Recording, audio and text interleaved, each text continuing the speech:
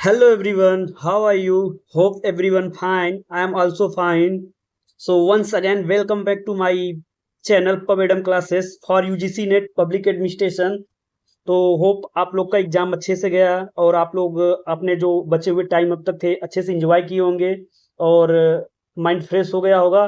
तो अब हम तो हम अब रिमेनिंग जो दो तीन चैप्टर बच गए थे उसको नहीं करा पाए थे तो उसको अब कराएंगे। उसके बाद देन रिवीजन स्टार्ट किया जाएगा एक एक चैप्टर से। तो फिर से हर एक चैप्टर का जो बचे हुए कंटेंट है और अच्छे से रिवीजन हो जाएगा। आई होप जिनका एग्ज़ाम अच्छा गया होगा वो भी रिवीजन करेंगे, अच्छे से तैयारी करेंगे, क्योंकि अभी तो ये एक पहला स्टेप होगा। अगर आप यूजीसी नेट क्लियर कर रहे हैं तो आपका ये पहला स्टेप होगा। अब अगर उसके बाद आप वैकेंसी में बैठेंगे तो आपको उसमें सब्जेक्टिव और एमसीक्यू मतलब ऑब्जेक्टिव सब्जेक्टिव दोनों देना पड़ता है। तो इसलिए आपको थोड़ा सा नॉलेज अब थोड़ा इन्हेंस करना पड़ेगा। ऐसा नहीं है कि आपने नेट क्लियर कर लिया तो आपका काम खत्म हो गया। तो ऐसा नहीं है। नेट क्लियर करना एक आपका जस्ट एक प्रिलिमिनरी टेस्ट टाइप का है। उसके बाद अभी आपको अपने सब्जेक्ट में लिखना भी पड़ेगा। एमसीक्यू करना और सब्जेक्टिव करना बहुत डिफरेंस हो जाएगा। तो होप आप लोग अब तक रिलैक्स कर लिए होंगे, एंजॉय कर लिए होंगे सब कुछ। अब फिर लग जाइए क्योंकि टाइम बहुत कम है। कभी भी वैकेंसी अगर आप लोग मान लीजिए नेट क्लियर कर रहे हैं तो आप एलिजिबल हो जाएंगे। तो किसी भी स्टेट का या तो सेंट्रल यूनिवर्सिटीज का कॉलेज का कोई भी प्रोफेसर की वैकेंसी आएगा तो आप लोग उसके लिए एलिजिबल हो जाएंगे। तो फिर टाइम ज़्यादा नहीं मिलेगा क्योंकि उसमें आपको जीएस जीएस का पेपर भी होगा और सब्जेक्ट का पेपर होगा। सब्जेक्ट के पेपर में आपका एमसीक्यू टाइप सब्जेक्टिव टाइप होगा, फॉलोड बाय इंटरव्यू होगा। तो कहीं ना कहीं आपको डीप नॉलेज लेना ही पड़ेगा अपने सब्जेक्ट में। तो जिनका लग रहा है, उम्मीद है कि ये जून वाला नेट क्लियर हो जाएगा तो थोड़ा सा अपने जो टॉपिक है उनको और डीप एनालिटिकल पढ़े और ज़्यादा पढ़े। अब दो तीन बुक को प्रीफर करें, अच्छे से पढ़े और वीडियो लेक्चर को देखे और नोट्स बनाए। अब शॉर्ट्स नोट नहीं, जिनका लग रहा है क्लियर हो जाएगा वो लॉन्ग नोट्स बनाए और लिखने की हैबिट डाले और एक हर एक टॉपिक के बारे में कम से कम 30 मिनट 20 मिनट जितना हो सके उतना बोल बोल के रिवाइज करे। और जिनको लग रहा है नहीं मेरा भी सही से नहीं गया, नेट क्लियर नहीं हो पाएगा, तो वो क्या करे, वो हमारा जो सेशन चल रहा है उसको रिज्यूम करे और प्रीवियस जो हमारे लेक्चर्स हैं उसको भी देखे। और डे बाई डे मैं एमसीक्यू और कंसेप्ट छोटे छोटे टॉपिक्स के बारे में बताऊंगा ताकि आप लोग का अच्छे से क्लियर हो सके। अगर आप लोग जो हमारे वीडियो लेक्चर को देखे होंगे और जून 26 के एग्जाम में अगर आप लोग बैठे होंगे तो आपको आइडिया लग गया होगा कि कितने 3 या 4 मंथ के इस सेशन में आप लोग को बहुत सारा मैक्सिमम क्वेश्चन हॉल किया था। तो क्योंकि जो कंटेंट पढ़ाया जा रहा है सब एम लक्ष्मीकांत बुक से पढ़ाया जा रहा है और यूसी नेट पब्लिक एडमिनिस्ट्रेशन का जो सारा क्यूआईक्यूज है 80 से 90% एम लक्ष्मीकांत बुक से फंस जाता है। तो इसमें कोई डाउट नहीं है। तो बिना ज़्यादा टाइम बिताए हम अपने आज का टॉपिक स्टार्ट करते हैं। देखिए जो है कि हमारा चैप्टर 10 तक हमने कवर कर लिया था। तो अभी चैप्टर 11 है हमारा स्टेट एडमिनिस्ट्रेशन। तो देखिए क्या है, बुक का एडिशन जो पब्लिकेशन क्या है, ओल्ड एडिशन है तो इसमें स्टेट एंड डिस्ट्रिक्ट एडमिनिस्ट्रेशन दोनों में दे दिया है। बट अगर न्यू एडिशन में देखेंगे तो उसमें स्टेट एडमिनिस्ट्रेशन है। तो इसमें हमें डाउट नहीं करना, कोई भी चैप्टर हो हमें कंटेंट से मतलब है, अपनी टॉपिक से मतलब है। तो पहले हम पढ़ेंगे state administration, then district administration, then हमारा आएगा लोकल लोकल गवर्नमेंट। तो आज हम अपने टॉपिक को शुरुआत करते हैं स्टेट एडमिनिस्ट्रेशन से। तो स्टेट एडमिनिस्ट्रेशन का जो हमारा पहला टॉपिक है वो है गवर्नर के बारे में। जैसे कि हमने प्रीवियस चैप्टर में पढ़ा था यूनियन गवर्नमेंट के बारे में पढ़ा था। तो यूनियन गवर्नमेंट में जो हमारा पहला टॉपिक था क्या था, प्रेसिडेंट था। तो सिमिलर वे में अगर हम स्टेट एडमिनिस्ट्रेशन की बात करें तो स्टेट एडमिनिस्ट्रेशन में हमारा जो फर्स्ट पर्सन होगा, फर्स्ट टॉपिक होगा हमारा होगा गवर्नर। क्योंकि अगर हम यूनियन सेंट्रल लेवल पे अगर किसी को कंपेयर कर सकते हैं स्टेट लेवल में तो हमारा गवर्नर है किससे, प्रेसिडेंट से। तो इन दोनों का फंक्शन क्या है, सिमिलर है। हमारा प्रेसिडेंट फंक्शन परफॉर्म करता है सेंट्रल लेवल पे और वहीं स्टेट लेवल पे हमारा गवर्नर परफॉर्म करता है। और देखिए अगर गवर्नर क्या है, हमारा नॉमिनल हेड होता है, नॉमिनल हेड। वहीं प्रेसिडेंट भी हमारा क्या है, नॉमिनल हेड है। और हमारा गवर्नर भी क्या है, कॉन्स्टिट्यूशनल बॉडी है। प्रेसिडेंट भी कॉन्स्टिट्यूशनल बॉडी है। कॉन्स्टिट्यूशनल का बॉडी मतलब होता है कि इनको कॉन्स्टिट्यूशन में इनके बारे में मेंशन किया गया है। जैसे कि हमारा सेंट्रल लेवल पे अगर हम देखें प्राइम मिनिस्टर तो क्या है, कॉन्स्टिट्यूशन में मेंशन नहीं है। सीएम स्टेट लेवल पे कॉन्स्टिट्यूशन में मेंशन नहीं है।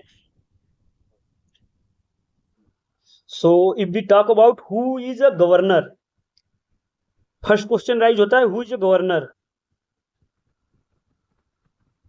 गवर्नर कौन है?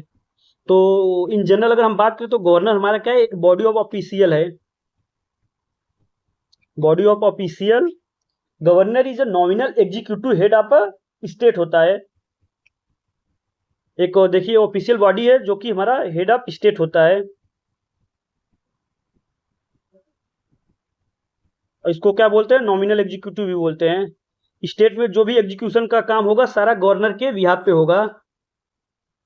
और ये क्या करता है, एक हमारा जो स्टेट लेजिस्लेचर का पार्ट है हमारा गवर्नर। और गवर्नर हमारा क्या होता है, एक एजेंट भी होता है, सेंट्रल गवर्नमेंट का एजेंट होता है, एजेंट ऑफ सेंट्रल गवर्नमेंट। क्यों? क्योंकि इसको सेंटर अपॉइंट करता है हर एक स्टेट में। और सेंटर में कौन? प्रेसिडेंट। प्रेसिडेंट क्या करता है? अपॉइंट करता है। तो अभी इसको हम आगे चल के बात करेंगे, जैसे appointment, terms and conditions, duties and responsibility and governor से रिलेटेड आर्टिकल सब कुछ पढ़ेंगे। तो जस्ट अभी बात करें तो गवर्नर हमारा क्या है, एक सेंट्रल गवर्नमेंट का एजेंट होता है जो कि हर एक स्टेट में होता है। और ये क्या है, कॉन्स्टिट्यूशनल बॉडी है। और इसको जो किसी भी स्टेट में जो एग्जीक्यूशन का काम होगा वो गवर्नर के बिहाफ पे होगा। और इनको बोला जाता है हेड ऑफ स्टेट। ये क्या होते हैं? हेड ऑफ स्टेट होते हैं। और वहीं बात करें सीएम को, तो सीएम होता है हमारा head of government. Head of government हमारा सीएम होता है, चीफ मिनिस्टर। जैसे अगर सेंट्रल लेवल, यूनियन लेवल की बात करें तो हमारा प्रेसिडेंट क्या था? नॉमिनल एग्जीक्यूटिव, ये हेड ऑफ स्टेट था। और वहीं हमारा पीएम क्या था? हेड ऑफ गवर्नमेंट था। तो अभी हम यूनियन गवर्नमेंट की बात नहीं करेंगे, अब हमारा सारा फोकस स्टेट एडमिनिस्ट्रेशन में है, तो हम गवर्नर की बात करेंगे। So come to the point, governor. See the constitution of India provides for an office of the governor in states. देखिए जैसा हम जानते हैं कि हमारा गवर्नर क्या है, कॉन्स्टिट्यूशनल बॉडी है। तो मीन्स कॉन्स्टिट्यूशनल बॉडी मीन्स मतलब कि कॉन्स्टिट्यूशनल प्रोविजन के द्वारा हमारा एक गवर्नर का ऑफिस होगा हर एक स्टेट में, जो कि कॉन्स्टिट्यूशन में मेंशन है, इसलिए इसको कॉन्स्टिट्यूशनल बॉडी बोला जाता है। Usually there is a governor for each state, but the constitution, जो कि 7th amendment act of 1956 facilitate the appointment of the same person as a governor of 2 और मोर स्टेट। देखिए जो इनिशियली प्रोविजन था कि गवर्नर जो होगा, एक गवर्नर एक स्टेट में होगा, but 7th amendment act of 1956 के बाद क्या हुआ, प्रोविजन आया कि जो सेम पर्सन है, किसी क्या होता है, 2 स्टेट का गवर्नर बन सकता है। अब इसमें देखिए क्लॉज होगा कि आप 2 स्टेट का गवर्नर सेम पर्सन बनेगा तो उसका जो सैलरीज वगैरह क्या होगा, ये डिसाइड किया जाएगा कि दोनों स्टेट के ऊपर एक रेशियो के अकॉर्डिंग डिसाइड किया जाएगा। और इसका जो हमारा सैलरीज वगैरह डिसाइड किया जाता है वो पार्लियामेंट डिसाइड करता है। तो अभी इसको आगे चल के देखेंगे। तो यहाँ इंपॉर्टेंट चीज आपको ध्यान रखना है, इन शॉर्ट बोले तो गवर्नर क्या है हमारा, नॉमिनल एग्जीक्यूटिव है, हेड ऑफ स्टेट है, कॉन्स्टिट्यूशनल बॉडी है। और स्टेट में सारा एग्जीक्यूशन गवर्नर के बिहाफ पे होता है। और एक पर्सन 2 स्टेट का गवर्नर हो सकता है। और ये जो 2 स्टेट के गवर्नर हो सकते हैं, इसकी अथॉरिटी कौन है? इसका अथॉरिटी है 7th constitutional amendment act of 1956। MCQ point है, देखिए ये सब स्टैटिक्स पॉइंट्स है, सब आपको यूजीसी नेट पब्लिक एडमिनिस्ट्रेशन के अलावा आप वनडे एग्जाम में बैठेंगे कहीं भी तो ये सब पॉलिटी के टर्म्स में, पॉलिटी के सब्जेक्ट में सब पॉइंट्स पूछे जाते हैं, तो आप लोग को आइडिया होना चाहिए। A governor is the chief executive head of the state, but like the president of India, he is a nominal executive head और titular और constitutional head। देखिए बोला जाता है कि हमारा गवर्नर क्या है, चीफ एग्जीक्यूटिव ऑफ स्टेट है। चीफ एग्जीक्यूटिव मतलब जो भी एग्जीक्यूशन में स्टेट में काम होगा वो सारा बिहाफ ऑफ गवर्नर होगा। वहीं देखिए कंपेयर किया जाता है प्रेसिडेंट से, कि जैसे हमारा प्रेसिडेंट क्या है, नॉमिनल एग्जीक्यूटिव होता है, हेड ऑफ स्टेट होता है, टाइटुलर और कॉन्स्टिट्यूशनल हेड भी बोला जाता है। देखिए पॉइंट याद रखना है, टाइटुलर और कॉन्स्टिट्यूशनल हेड, प्रेसिडेंट गवर्नर दोनों के लिए सेम है। The governor also act as an agent of the central government and therefore the office of the governor has a dual role।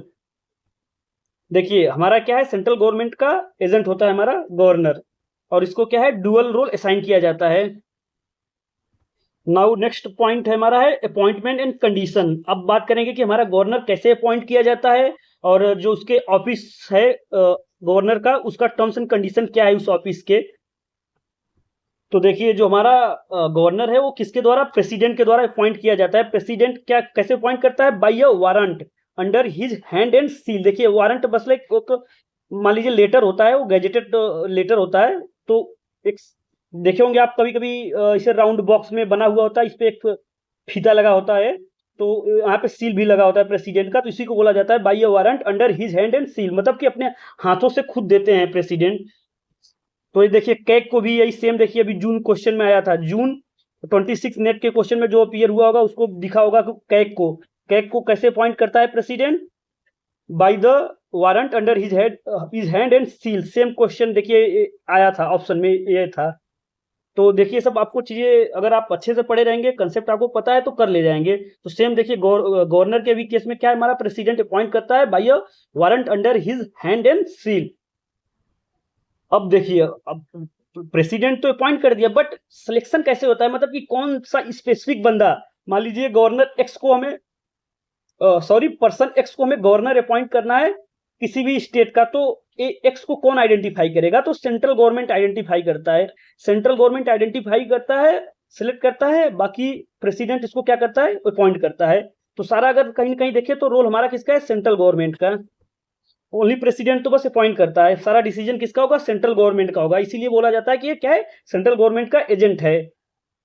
And his usual term of office is 5 year, but he hold office during the pleaser of president. देखिए अगर generally बात करें तो उनका जो term of office है 5 साल होता है, 5 साल। बट क्या होता है, प्लीजर ऑफ प्रेसिडेंट, मतलब कि प्रेसिडेंट जब तक चाहे तो उनको रख सकता है या तो रिमूव कर सकता है। ऑन द कुछ ग्राउंड है, उस ग्राउंड के बेसिस पे उन्हें हटाया जा सकता है। देखिए अगर बात करें तो उनको जो यहाँ पे लिखा गया है, his usual term of office is 5 year, मतलब देखिए कहीं मेंशन नहीं, बट यूजुअल टर्म माना जाता है क्या, बट क्या होते हैं, सर्व करते हैं on the pleaser of the president. और देखिए जो हमारा गवर्नर होता है, एक स्टेट से दूसरे स्टेट में ट्रांसफर भी किया जा सकता है, या तो 2 स्टेट में क्या करते हैं, एज ए गवर्नर सर्व कर सकते हैं। अब बात करें सिलेक्शन, तो देखिए जैसे में प्रेसिडेंट का क्या होता है, इलेक्शन किया जाता है। तो अगर हम गवर्नर की बात करें तो गवर्नर के लिए ऐसा कुछ नहीं है प्रोसेस की, मतलब उनको डायरेक्ट या इनडायरेक्ट सिलेक्शन नहीं किया जाता, तो इनको क्या होता है, जस्ट अपॉइंट किया जाता है। और इनके कंडीशन की बात करें कि कौन बंदा अपॉइंट किया जा सकता है, इसमें बहुत ज्यादा नहीं है, 2 चीजें देखिए कंडीशन आपको याद रखना होगा कि क्या हो, इंडियन सिटीजन हो और 35 ईयर्स क्रॉस कर चुका हो। 2 ही यहाँ पे टर्म होते हैं। तो अगर ये टर्म कोई भी बंदा फुलफिल कर रहा है, सेंट्रल गवर्नमेंट को अगर डिसीजन है कि हमें करना है, मान लीजिए पर्सन एक्स क्या है, इंडियन है और 35 प्लस है, तो सेंट्रल गवर्नमेंट डिसाइड कर सकता है कि एक्स किसी भी स्पेसिफिक गवर्नमेंट स्टेट का गवर्नर बन सकता है। तो देखिए आपको पॉइंट याद रखना है, 35 ईयर्स, देखिए he should be citizen of India and he should have completed the age of 35 years. तो क्या है, यही 2 कंडीशन आपको याद रखना है एज ए गवर्नर बनने के लिए। और वन मोर पॉइंट आप इंपॉर्टेंट पॉइंट है, एमसीक्यू रख लीजिए, मान लीजिए गवर्नर का पोस्ट क्या है, वैकेंट है, कुछ समय मान लीजिए गवर्नर डाई हो गया या कुछ भी, मान लीजिए किसी भी रीजन से गवर्नर का पोस्ट वैकेंट हो गया, तो एट दैट टाइम जो स्टेट का हाई कोर्ट का जो जज होगा, चीफ जस्टिस होगा, वो क्या होगा, उस समय गवर्नर अपॉइंट किया जाएगा। देखिए जो हमारा स्टेट हाई कोर्ट का जो चीफ जस्टिस होगा, वो जब ऑफिस ऑफ गवर्नर क्या होगा, वैकेंट होगा, तो एज ए गवर्नर काम करेगा। और ये देखिए डिसीजन किसका होगा, ये डिस्क्रिशनल पावर है, डिस्क्रिशनरी पावर बोलते हैं किसका, प्रेसिडेंट का डिस्क्रिशनरी पावर। अगर प्रेसिडेंट ऐसा एज्यूम कर रहा है कि स्पेसिफिक स्टेट का जो हमारा चीफ जस्टिस है हाई कोर्ट का, वो फिट है फॉर गवर्नर पोस्ट के लिए, तो कुछ टेम्पोररी बेसिस पे गवर्नर अपॉइंट कर देगा। उसके बाद सेंट्रल गवर्नमेंट अपना किसी भी व्यक्ति को फाइंड आउट करेगा और गवर्नर क्या करेगा, अपॉइंट करवाएगा प्रेसिडेंट के द्वारा। और तब तक के लिए क्या होगा, हाई कोर्ट का चीफ जस्टिस गवर्नर काम करेगा। तो सब क्या है, थोड़े से टर्म्स है, उसको आप लोग को याद रखना है। जैसे कि कंडीशन है उसके person appoint as a governor के लिए कि he should be citizen of India, he should be a completed the age of 35 years. तो ये तो बहुत ही इंपॉर्टेंट है, इसको कोई डाउट नहीं होना चाहिए। देखिए यहाँ पे एक चीज लिखा गया कि he should B an outsider. इसका मतलब देखिए, अगर हम किसी भी व्यक्ति को गवर्नर अपॉइंट कर रहे हैं तो क्या होगा, वो जिस स्टेट का पर्सन है उस स्टेट में उसको नहीं करते हैं, उसको हम किसी दूसरे स्टेट में कर देंगे। मान लीजिए कोई भी दिल्ली का बंदा है, दिल्ली का पर्सन है, उसको हमें यूपी का गवर्नर अपॉइंट करना है, यूपी का गवर्नर अपॉइंट करेंगे, मतलब कि अदर देन दिल्ली कहीं का भी कर सकते हैं, सेम स्टेट में नहीं करेंगे। क्यों, क्योंकि बायसनेस वगैरह ना हो, यही सब रीजन है, इस वजह से क्या होगा, आउटसाइडर होता है गवर्नर। और सेकंड बात देखिए यहाँ पे बताया गया while appointing the governor the president is required to consult the chief minister of the concern state. देखिए अब जब गवर्नर को अपॉइंट किया जाता है उस समय जो कंसर्न स्टेट, जिस स्टेट में हमें गवर्नर को अपॉइंट किया जाता है, उस स्टेट के जो सीएम होंगे, प्रेजेंट सीएम होंगे, उनसे भी कंसर्न किया जाता है कि जो हमें, देखिए हम एक्स को आपके स्टेट का गवर्नर अपॉइंट कर रहे हैं, ठीक है कि नहीं, मतलब कंसर्न उनका राय लिया जाता है ताकि उस स्टेट का एडमिनिस्ट्रेशन स्मूथली चल सके, गवर्नेंस प्रोसेस क्या हो, इफेक्टिव रन हो सके। अगर मान लीजिए हमें सीएम का मन किसी और बंदे को अपॉइंट करवाने का है, बट सेंट्रल गवर्नमेंट किसी और बंदे को अपॉइंट कर रहा है, तो क्या होगा, वहां पे उनके जो थिंकिंग है, उनके क्या है विचार है, मिल नहीं पाएंगे, तो अच्छे से उस स्टेट का गवर्नेंस प्रोसेस चल नहीं पाएगा। इसीलिए क्या है कि उस स्टेट के जो सीएम, कंसर्न सीएम है, उनका भी कंसर्न लिया जाता है। Now if we talk about the condition of the office of the governor, so he should not be a member of either houses of parliament or of houses of the state legislature। देखिए अगर अब बात करते हैं, देखिए यहाँ पे उनके गवर्नर के एलिजिबिलिटी कंडीशन दो है, यहाँ पे दिया गया, ही should be citizen of India 35 year. But इसके बाद अगर हम देखें तो गवर्नर क्या हो, पार्लियामेंट या स्टेट लेजिस्लेचर का मेंबर नहीं होना चाहिए, किसी भी, चाहे तो लोअर हाउस अपर हाउस, किसी भी हाउस का मेंबर नहीं होना चाहिए। And he should not hold any other office of profit, और कोई भी प्रॉफिट, ऑफिस ऑफ प्रॉफिट मतलब कोई भी गवर्नमेंट पोस्ट या कुछ ऐसा टाइप का उसमें होल्ड नहीं करना चाहिए। अगर मान लीजिए यहाँ पे लिखा है कि हाउस ऑफ पार्लियामेंट और house of the state legislature, उसका मेंबर नहीं होना चाहिए। अगर मान लीजिए इनकेस वो मेंबर है और उसको गवर्नर बनाया जा रहा है, तो क्या होगा, अपना मेंबरशिप उसको सीज करना पड़ेगा, तब जाके होगा। एंड थर्ड पॉइंट देखिए, his emoluments, allowances and privileges shall be determined by the parliament of India. बहुत ही इंपॉर्टेंट पॉइंट है, इसको स्टार्ट कर लीजिए। बहुत बार पूछा गया है कि जो गवर्नर का सैलरीज वगैरह होते हैं, प्रिविलेजेस, इमोल्यूमेंट्स वगैरह होते हैं, कौन डिसाइड करता है, तो पार्लियामेंट डिसाइड करता है। But after the appointment of governor, उनके मतलब कि ऑफिस को होल्ड करने के बाद पार्लियामेंट उनके भी जो भी इमोल्यूमेंट्स, प्रिविलेजेस है, उसको कर्टेल नहीं कर सकता। एंड फोर्थ पॉइंट देखिए, when a same person is appointed as the governor of 2 or more state, the emoluments and allowances payable to him shall be allocated among the states in such proportion as determined by the president of India। देखिए मैं ये point आप लोग को पहले ही बताया था कि अगर मान लीजिए कोई एक्स यूपी और बिहार दोनों का गवर्नर अपॉइंट किया जाता है, तो उसका जो सैलरीज होगा एक्स का, वो प्रेसिडेंट डिसाइड करेगा कि किस प्रपोर्शन में होना चाहिए, कि मतलब कि यूपी गवर्नमेंट के ऊपर और बिहार गवर्नमेंट के ऊपर, दोनों के ऊपर एक प्रपोर्शन डिसाइड किया जाएगा, उसी रेशियो में उनको सैलरीज देना पड़ेगा। बट ऐसा नहीं है कि सेम सैलरी मतलब कि दोनों जगह से उठा रहा है, नहीं, वो एक प्रपोर्शन डिसाइड किया जाएगा प्रेसिडेंट के द्वारा कि उसको कितनी सैलरी दिया जाएगा और कितना परसेंटेज यूपी गवर्नमेंट देगा, कितना परसेंटेज बिहार गवर्नमेंट देगा, मिला के उसको जो गवर्नर होगा एक्स, उसको पे किया जाएगा। एंड देखिए जो ओथ लिया जाएगा ऑफिस ऑफ गवर्नर का, वो कौन लेता है, chief justice of the concern state high court के सामने गवर्नर हमारा क्या लेगा, ओथ लेगा। अगर मान लीजिए चीफ जस्टिस नहीं है तो जो सीनियर मोस्ट जज है अवेलेबल रहेगा, उसके सामने हमारा गवर्नर क्या लेगा, ओथ लेगा।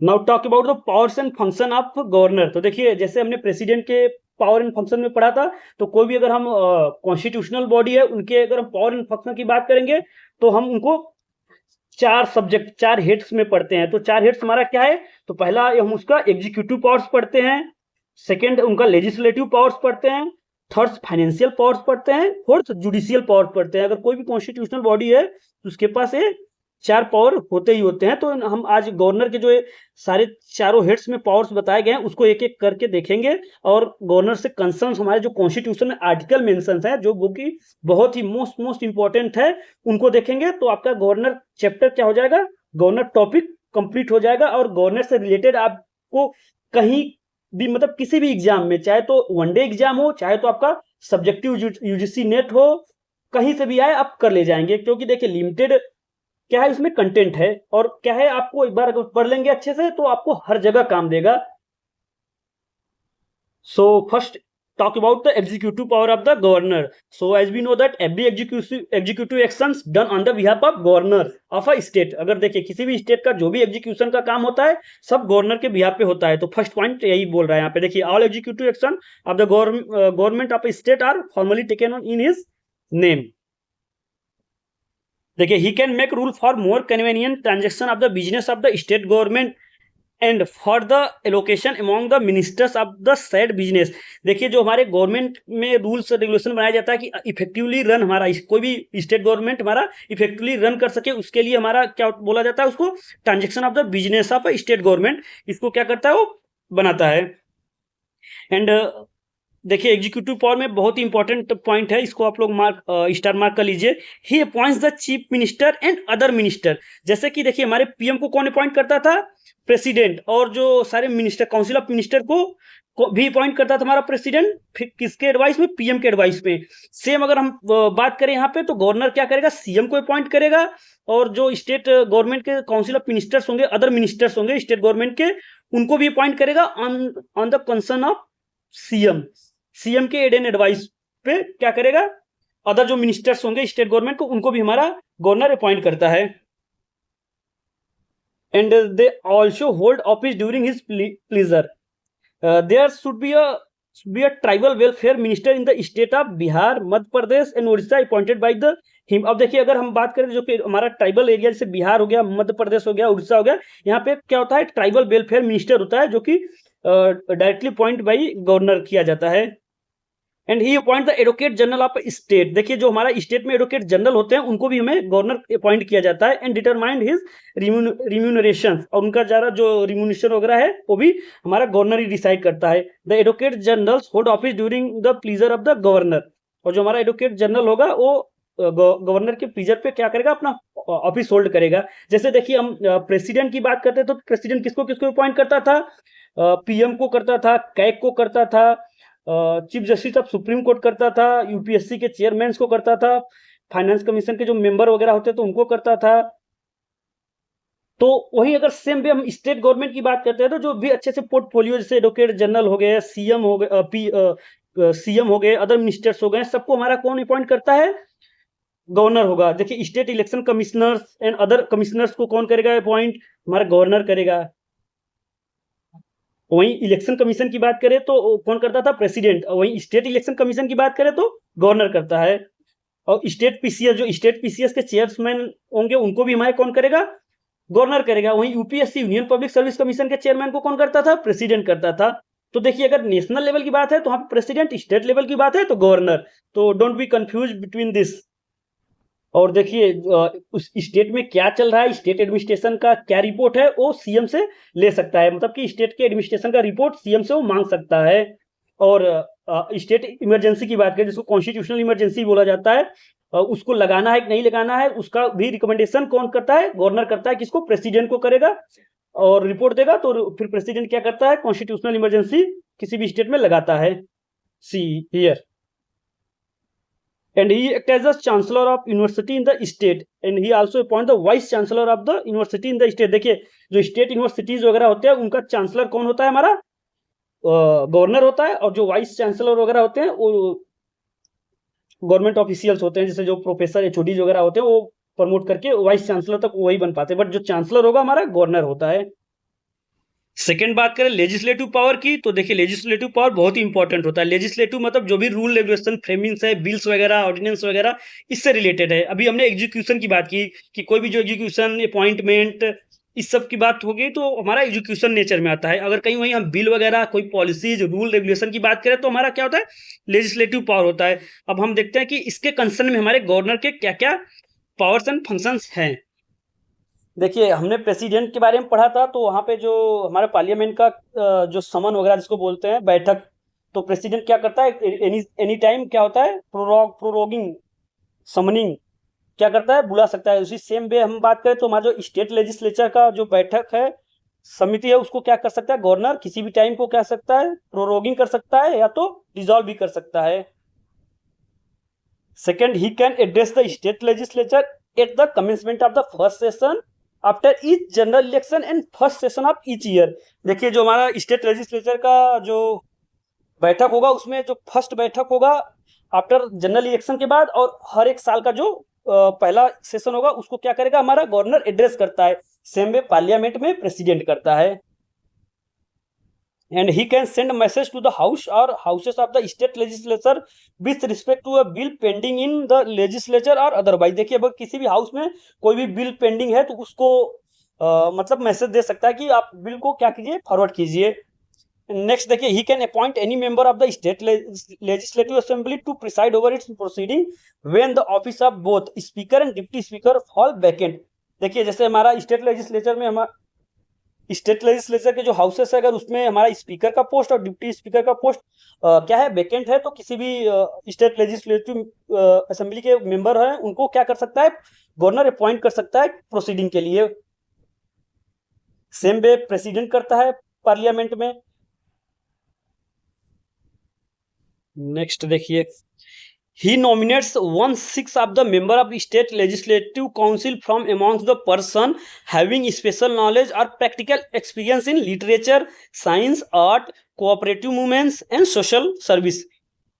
देखिए, जैसे हमने देखा था कि हमारा प्रेसिडेंट क्या कर सकता है, राज्यसभा में 12 मेंबर को नॉमिनेट कर सकता है। अगर वहीं हम बात करें गवर्नर, तो गवर्नर क्या कर सकता है, स्टेट लेजिस्लेटिव काउंसिल में जो 1/6 मेंबर जो कि स्पेसिफिक फील्ड से होंगे, जहाँ पे देखिए science, art, literature, cooperative movement and social service के एरिया के कोई भी ऑफिशियल को क्या कर सकता है, अपॉइंट कर सकता है मेंबर, और उनका स्ट्रेंथ कितना होगा, 1/6 होगा। हमारा प्रेसिडेंट कितना करता है राज्यसभा में, 12 करता है। Same way he can nominate 1 member to the state legislative assembly from the Anglo Indian community. और जैसा हमको पता था कि हमारा प्रेसिडेंट क्या कर सकता है, 2 मेंबर लोकसभा में नॉमिनेट कर सकता है, वैसे ही हमारा गवर्नर 1 मेंबर को स्टेट लेजिस्लेटिव असेंबली में एंग्लो इंडियन को क्या कर सकता है, अपॉइंट कर सकता है। एंड देखिए, ये तो क्या है, प्रोविजंस है। He can nominate 1 member to the state legislative assembly from Anglo Indian community, but कब, बिफोर 2020, मतलब 2000 पहले से, but 104th constitutional amendment act of 2019 के तहत क्या हुआ, इस प्रोविजन को हटा दिया गया, अब प्रेजेंटली नहीं है। 2020 से पहले तक क्या कर सकते थे, जो हमारा गवर्नर क्या है, एंग्लो इंडियन कम्युनिटी से किसी भी को स्टेट लेजिस्लेटिव असेंबली में 1 मेंबर को अपॉइंट कर सकता था, बट हमारा जो 104th कॉन्स्टिट्यूशनल अमेंडमेंट ऑफ 2019 के तहत इसको हटा दिया गया है। And he also decide the question of disqualification of the member of the state legislature in consultation with the election commissions। and when a bill is sent to the governor after it is passed by the state legislature, he has the following option। देखिए, कोई भी bill अगर state legislature के द्वारा पास करके governor के पास आता है, तो गवर्नर क्या क्या कर सकता है, see, he give his assent to the bill, या तो बिल को क्या कर सकता है, एसेंट दे सकता है, मतलब सहमति दे सकता है। Either with hold his assent to the bill, या तो होल्ड कर सकता है सहमति देने से। Either return to the bill if it is not a money bill, अगर मनी बिल नहीं है तो अगर नॉर्मल कोई ऑर्डिनरी बिल है तो उसको क्या करता है, रिटर्न भी कर सकता है for reconsideration of the state legislature. And however if the bill is passed again by the state legislature with और without amendment, governor has to give his assent to the bill. अब देखिए, कोई भी अगर ordinary bill है, क्योंकि देखिए money bill है तो उसको तो वैसे भी रिटर्न नहीं कर सकते, उनको क्या करना है, एसेंट देना ही देना है। अगर ordinary other than money bill है तो उसको क्या कर सकते हैं कि स्टेट लेजिस्लेचर को रिकंसिडरेशन के लिए भेज सकते हैं, और स्टेट लेजिस्लेचर उसको कुछ अमेंड करे या ना करे, अगर दोबारा भेजा तो गवर्नर को उसको एसेंट देना ही देना है। And reserve the bill for the consideration of the president, या तो उस बिल, किसी भी बिल को और रिजर्व कर सकते हैं अपने पास, किसके लिए, कि प्रेसिडेंट रिकंसीडर करेंगे, कंसिडरेशन के लिए। And he must reserve for the consideration of president any bill pass by the state legislature which endanger the position of the state high court. देखिए, यहाँ बताया गया कि कोई भी ऐसा बिल हो जो कि स्टेट हाई कोर्ट के पोजीशन को क्या करे, इंडेंजर करे, मतलब थोड़ा सा उनको खतरा करे, ऐसा कुछ उसके अगेंस्ट में हो, तो उसको भी बिल को क्या कर सकता है हमारा प्रेसिडेंट के कंसिडरेशन के लिए होल्ड कर सकते हैं। या तो ऐसा कोई भी बिल हो जो कि सौरभ जी कमिटी के द्वारा बताया गया कि ऐसा अदर कोई बिल हो जो कि अल्ट्रा वायरस हो, that is against the provision of the constitution के हो, या तो oppose to the directive principle of state policy के अगेंस्ट में हो, या तो against the larger interest of the country हो, ऑफ ग्रेव नेशनल इंपोर्टेंस हो, या dealing with the compulsory acquisition of property under article 31A of the constitution. अगर इस टाइप इनसे अगेंस्ट में यहाँ पे जो प्रोविजन बताए गए हैं, इतने अगर प्रोविजन के कोई भी बिल हो तो उनको भी प्रेसिडेंट के कंसिडरेशन के लिए क्या कर सकता है, रिजर्व कर सकता है। And he can promulgate ordinance when the state legislature is not in session. अगर देखिए कोई भी ऑर्डिनेंस बनाया जा रहा है, उसको हमारा स्टेट लेजिस्लेचर सेशन में नहीं है, तो उस बिल को भी, ऑर्डिनेंस को भी क्या कर सकता है, प्रोमुलगेट कर सकता है। And he laid the reports of the state finance commission, the state public service commission and the comptroller and auditor general relating to the account of the state before the state legislature. अब देखिए जो हमारा state finance commission का report, state public service commission का report और controller and auditor general का report जो कि स्टेट लेजिस्लेचर स्टेट अकाउंट से हो, उसको क्या करता है, स्टेट लेजिस्लेचर के सामने पेश करेगा। तो these are the legislative powers and function of the governors. Now come to the financial powers of the governor. So the financial powers and function of the governor are as follow. So he sees that the annual financial statement, that is state budget, is laid before the state legislature. Means that he look over the state budget. And next one is a money bill can be introduced in the state legislature only with his prior recommendation. देखिए state legislature कोई money bill अगर introduce कर रहा है तो उसको prior consideration लेना पड़ेगा, किसका, गवर्नर का। No demand for a grant can be made except on his recommendation. अगर देखिए फंड्स के लिए कोई भी डिमांड ग्रांट करना होगा, उसके लिए भी रिकमेंडेशन लेना पड़ेगा गवर्नर का। And he can make advance out of the contingency fund of the state to meet any unforeseen expenditure. देखिए स्टेट का जो कंटीजेंसी फंड है उस पर अगर कोई भी एडवांस कट आउट करना हो तो उसके लिए भी क्या हो, हमें रिकमेंडेशन लेना पड़ेगा, किसका, गवर्नर का। मींस गवर्नर क्या कर सकता है, पास कर देगा पैसा स्टेट कंटीजेंसी फंड से। कोई भी अनफोर्सिन एक्सपेंडिचर हो, जैसे कोई भी नेचुरल क्लैमिटीज हो, डिजास्टर्स वगैरह हो, कुछ एक्सीडेंट हो, अनफोर्सिन सिचुएशन आ जाए स्टेट में, उसको टैकल करने के लिए। नेक्स्ट वन देखिए, he constitute a state finance commission after every 5 years to review the financial position of the panchayat and municipalities. अब देखिए जो हमारा स्टेट फाइनेंस कमीशन होता है उसको क्या करेगा, वो हमारा कॉन्स्टिट्यूट करेगा आफ्टर एवरी 5 year, किसके लिए, जो हमारे पंचायत है और म्युनिसिपैलिटीज है उनके फाइनेंशियल पोजीशन को रिव्यू करने के लिए। सो हमारा फाइनेंशियल पावर रहा। अब come to the judicial power की बात करें तो जुडिशियल पावर की अगर अब देखिए बात करें, अगर आपको जुडिशियल पावर प्रेसिडेंट का मालूम है तो सेम पावर क्या है, जुडिशियल पावर हमारे गवर्नर के पास है, एक्सेप्ट पार्डनिंग पावर।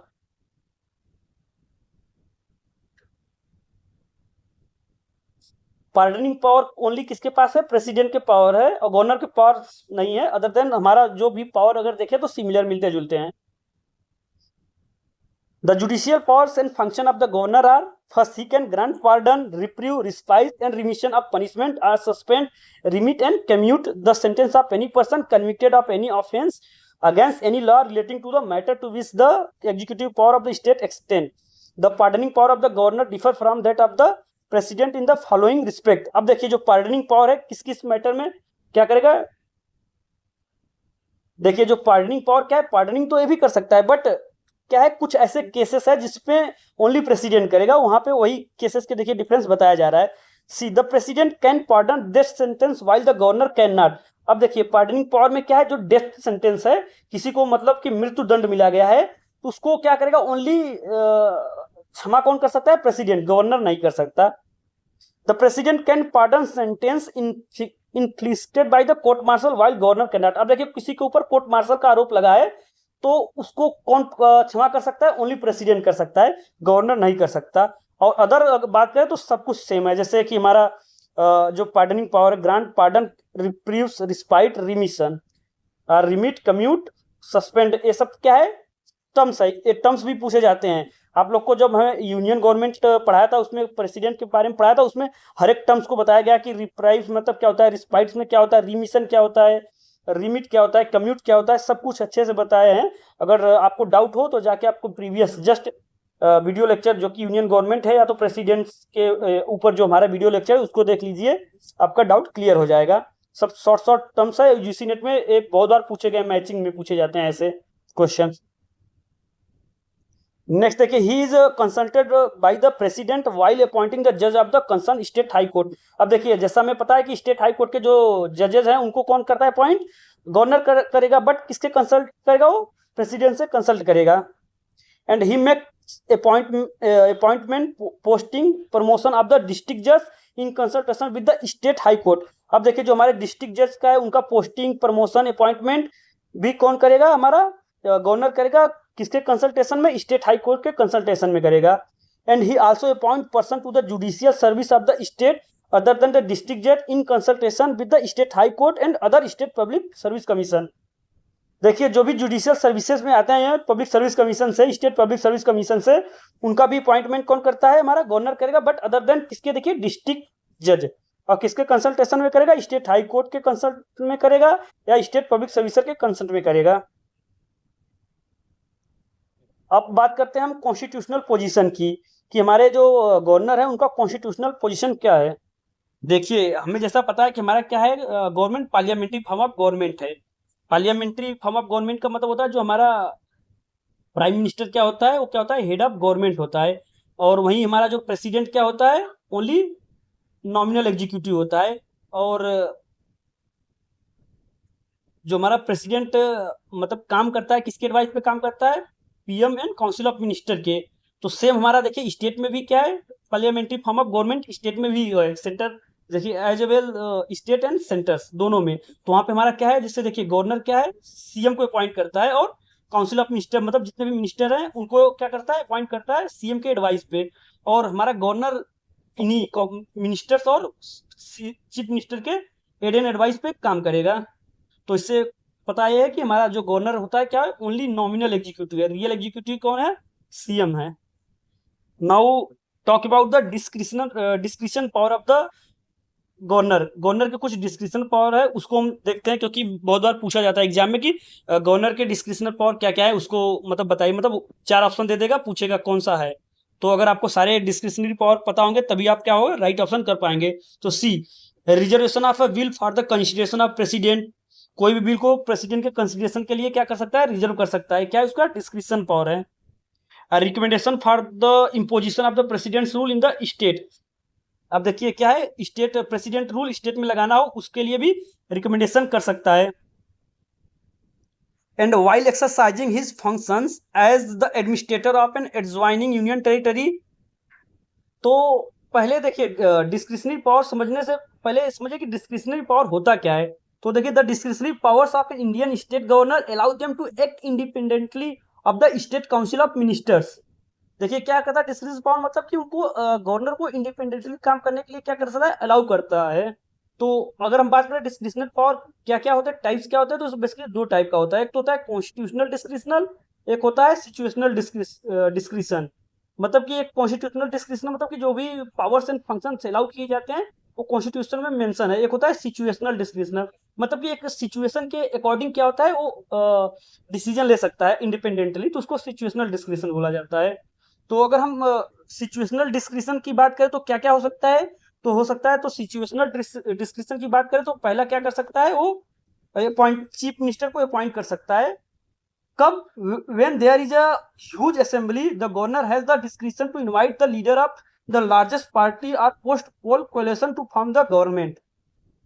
देखिए सिचुएशनल मतलब कि पावर डिस्क्रिशन होता है कि जैसे कोई भी पार्टी क्लियर मेजोरिटी में नहीं है तो उस समय सीएम अपॉइंट करना हो, तो इसको बोला जाता है कि उसके पास क्या हो, सिचुएशनल डिस्क्रिशन है। And when he dismisses the council of ministers on an inability to prove confidence in the state legislative assembly, and when he dissolve the state legislative assembly on time when it loses its majority। तो देखिए यहाँ पे सब कुछ mention है, एक एक करके हम बताते हैं। देखिए इस बुक में क्या कैटेगराइज नहीं किया है कि कौन सा सिचुएशनल डिस्क्रिशन है, कौन सा कॉन्स्टिट्यूशनल डिस्क्रिशन है। तो देखिए जैसे कि यहाँ पे बताया गया appointing of chief minister when no party has clear cut majority in state legislature, तो क्या हमारा सिचुएशनल डिस्क्रिशन है। And dismissal of the council of minister when it can not prove the confidence of the state legislative assembly, and dissolution of the state legislative assembly if council of minister has lost majority। तो क्या है हमारा ये situational discretion है। और यहाँ पे कुछ क्या है हमारा कॉन्स्टिट्यूशनल डिस्क्रिशन है, जैसे कि reservation of a bill for the constitution of president, recommendation for the imposition of the president rules in the state. And अगर किसी भी क्या होता है कि गवर्नर को किसी भी यूनियन टेरिटरी का भी एडमिनिस्ट्रेटर बनाया जाता है, उस समय भी उसके पास क्या होता है, कॉन्स्टिट्यूशनल डिस्क्रिशन होता है कि वो क्या करता है, इंडिपेंडेंटली डिसीजन ले सके। And determining the amount payable by the government of Assam, Meghalaya, Tripura and Mizoram to an autonomous tribal district council as the royalty accruing from licence for mineral exploration, जो कि 6 शेड्यूल में डिफाइन किया गया है। कि मतलब कि अगर मान लीजिए यहाँ का चार्ज दिया गया है, असम, मेघालय, त्रिपुरा, इस सब के चार्ज है गवर्नर, तो जो वहाँ पे क्या होता है, जैसे देखिए इस सब एरिया जैसे असम हुआ, मेघालय, त्रिपुरा, मिजोरम, ये सब एरिया में क्या होता है कि ट्राइबल डिस्ट्रिक्ट काउंसिल होता है। ट्राइबल डिस्ट्रिक्ट काउंसिल, तो उनको क्या किया जाता है, पेबल अमाउंट दिया जाता है, वो किसके द्वारा डिटरमाइन किया जाएगा, गवर्नर के द्वारा, जो कि 6 शेड्यूल में मेंशन है। And seeking information from the chief minister with regard to the administrative and legislative matters of the state. तो देखिए, जो हमारे स्टेट में जो भी लेजिस्लेटिव और एडमिनिस्ट्रेटिव मैटर्स हो रहे हैं, उनका रिपोर्ट भी सीएम से मांग सकता है। तो these are the discretional power of the governor. Now next जो हमारा है टॉपिक, वो है article related to governor at a glance. देखिए एट अ ग्लांस है, बट क्या है, बहुत इंपॉर्टेंट है। जो हमारे जितने भी वनडे एग्जाम्स वगैरह है उसके लिए तो ये बहुत इंपॉर्टेंट है, और आपके यूजीसी नेट में तो आर्टिकल्स रिलेटेड गवर्नर, प्रेसिडेंट, इस सब से तो आते ही आते हैं, तो आपको आर्टिकल्स तो याद होने ही हैं।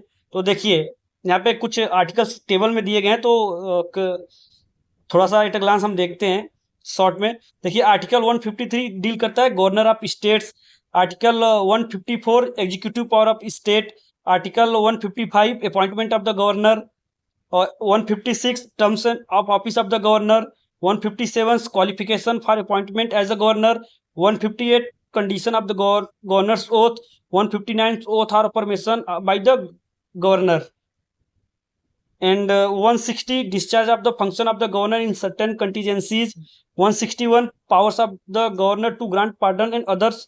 देखिए 161 क्या है, जो पार्डनिंग पावर्स है वो दिया गया है आर्टिकल 160 में, 161 में।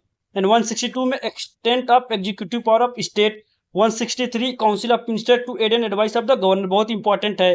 Council of minister aid and advice of the governor, यहीं पे सारा जो सीएम वगैरह को अपॉइंटमेंट करने हैं ये सब कुछ दिया गया है 163 में।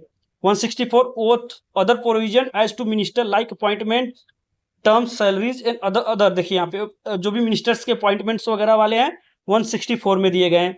165 में advocate general for the state के बारे में दिया गया है। 166 conduct of business of the government of state. 167 duties of the chief minister regarding furnishing of information to the governor and so on. देखिए duties of the chief minister, बाकी chief minister के बारे में कहीं नहीं दिया गया, but duties and responsibility article 167 में दिया गया है।